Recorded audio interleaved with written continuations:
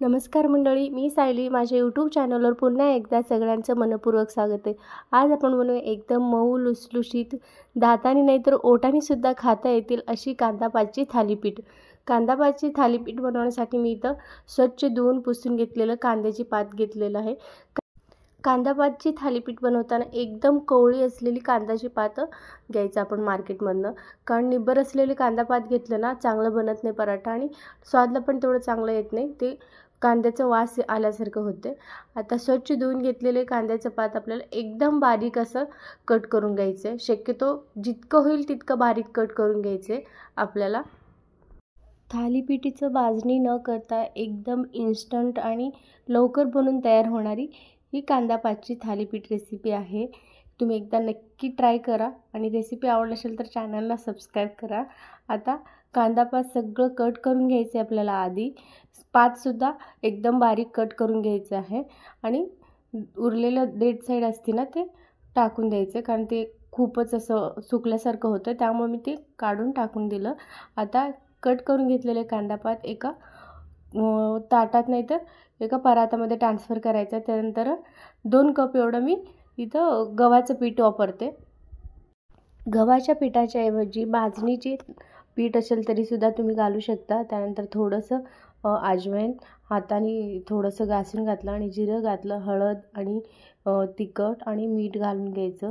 त्यानंतर थोडंसं बारीक कट करून घेतलेलं कोथिंबीर घालायचं. चांगल्या प्रकारे सगळं मिक्स करून घ्यायचं आणि त्यानंतर थोडं थोडं पाणी घालून एकदम घट्टसर अशी पिठाची गोळा मळून घ्यायचं आहे आपल्याला.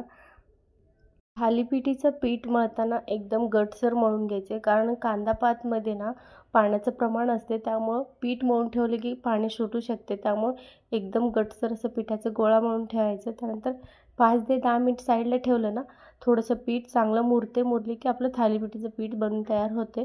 त्यानंतर एक कॉटन कापड घ्यायचं आणि ओलं करून घ्यायचं. त्या कॉटन कापडावर थोडं पाणी मारायचं.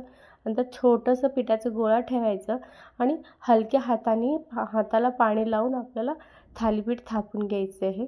जेवढं मोठं हवं तेवढं तुम्ही थापून घेऊ शकता आणि जितकं पातळ हवं तेवढं पातळ. थालीपीठ थापून तयार झालेलं आहे. थालीपीठ थापून झाले की एक होल मारायचे. होल जास्ती पण मारू शकता, कारण होल जितकं मारतं तेवढं थालीपीठ चांगलं भाजलं जातं आणि खरपूस भाजलं जातं, त्यामुळे होल मारलं जातं थालीपीठला. त्यानंतर थापून घेतलेलं थालीपीठ जरा तव्याला तेल लावायचं. तेल लावलेलं तव्यामध्ये थालीपीठ घालून घ्यायचे आणि दोन्ही साईडला चांगल्या प्रकारे तेल सोडायचे थालीपीठ घातल्यावर आणि चांगलं भाजून घ्यायचे आपल्याला. थालीपीठ जाड असल्यामुळं थोडंसं जास्ती तेल लावायचं आणि आलटून पलटून दोन्ही साईडला चांगलं भाजून घ्यायचे. सोनेरी रंग येईपर्यंत थालीपीठ भाजून घ्यायचं आहे. त्यानंतर आता एक थालीपीठ भाजून तयार झालं. एक थालीपीठ भाजायला मिनिमम 10 मिनिट तर सहज लागेल. त्यानंतर दुसरी थालीपीठ घालून घेतलं आणि ते पण चांगलं भाजून घेतलं.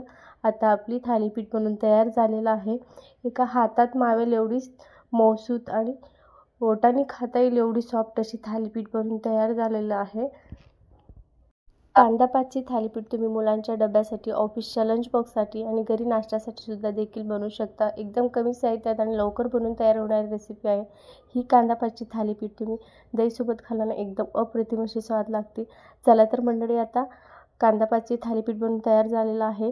रेसिपी कशी वाटली मला प्लीज कमेंट करा. रेसिपी आवडली असेल तर लाईक, कमेंट, शेअर आणि सबस्क्राईब करा. थँक्यू.